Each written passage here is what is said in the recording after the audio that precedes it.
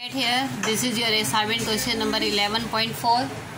Given है time taken by first echo delta t1 which is equal to 3 second, time taken by second echo delta t2 which is equal to 5 second, speed of sound in dry air which is equal to 331 meter per second.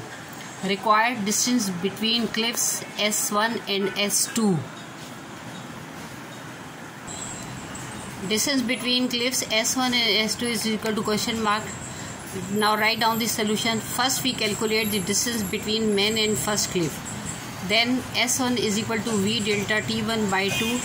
This is your first equation. Now putting the values in this equation. Speed of sound in dry air is 331 meter per second into delta T1 is equal to 3 second divided by 2.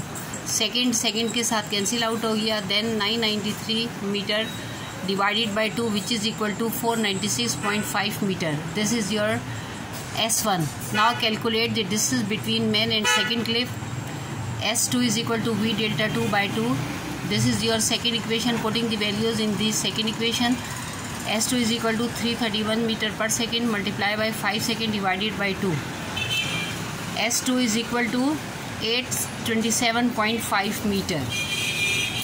Now the distance between the two cliffs is given by capital S is equal to S1 plus S2. Putting the values of S1 and S2 in this, 496.5 meter is S1 and 827.5 meter is second. दोनों को आपने जब add कर दिया तो आपके पास जो distance आया वो है 1324 metre. Now write down the result. The distance between two cliffs capital S is equal to 1324 meter. This is your answer and result. Now look at your book page number 42. This is your page number 42. यहाँ पर देखें extension exercise 11.3. By how much time the echo will be heard sooner in summer when temperature is 34 degrees centigrade from same cliff. ठीक है. अभी जो हमने ये example की थी 11.4, इसी से रिलेटेड जो है ये एक्सटेंशन एक्सरसाइज है. सिर्फ टेम्परेचर जो है इसमें जो है चेंज किया गया है. बाकी मेथड यही है जो हम करेंगे. एक्सटेंशन एक्सरसाइज जो है ये लिखे 11.3 on your neat copies from here. Now look at here. This is your extension exercise 11.3. Given क्या है जो 11.4 एक्सरसाइज में 34 डिग्री सेंटीग्रेड अभी एक्सटेंशन एक्सरसाइज में दिया. डिस्टेंस हमारे पास क्या था 250 मीटर जो हमने सॉल्व किया था एग्जांपल नंबर 11.4 को. हमने इसमें क्या फाइंड आउट करना है डेल्टा टी. ठीक है. Time for hearing the echo हमने वो डेल्टा टी फाइंड आउट करना. Now write down the solution. First we calculate the speed of sound at 34 degree centigrade by the following formula. जाहिर बात है अब हमें इन्होंने टेम्परेचर जो है वो 34 डिग्री दिया. हमारे पास क्या है स्पीड ऑफ साउंड के लिए 331 plus 0.6 into capital T. Now putting the values 331 plus 0.6 multiply by 34. This is equal to 351.4 metre पर second.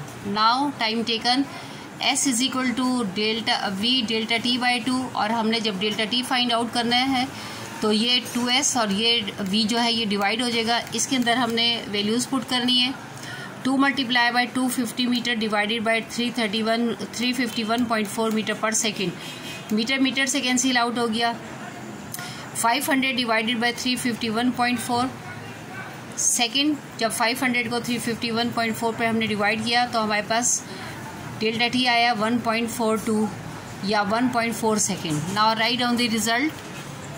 So the echo will be heard 1.5 second minus 1.4 second is equal to 0.1 second sooner. This is your answer and result for extension exercise 11.3. ये तमाम जो मैंने numerical example question करवाया, assignment question और ये जो आपको एक्सटेंशन क्वेश्चन करवाया है, इन तीनों को अच्छी तरह से पढ़ें. कल इंशाल्लाह नेक्स्ट करेंगे. Thank you.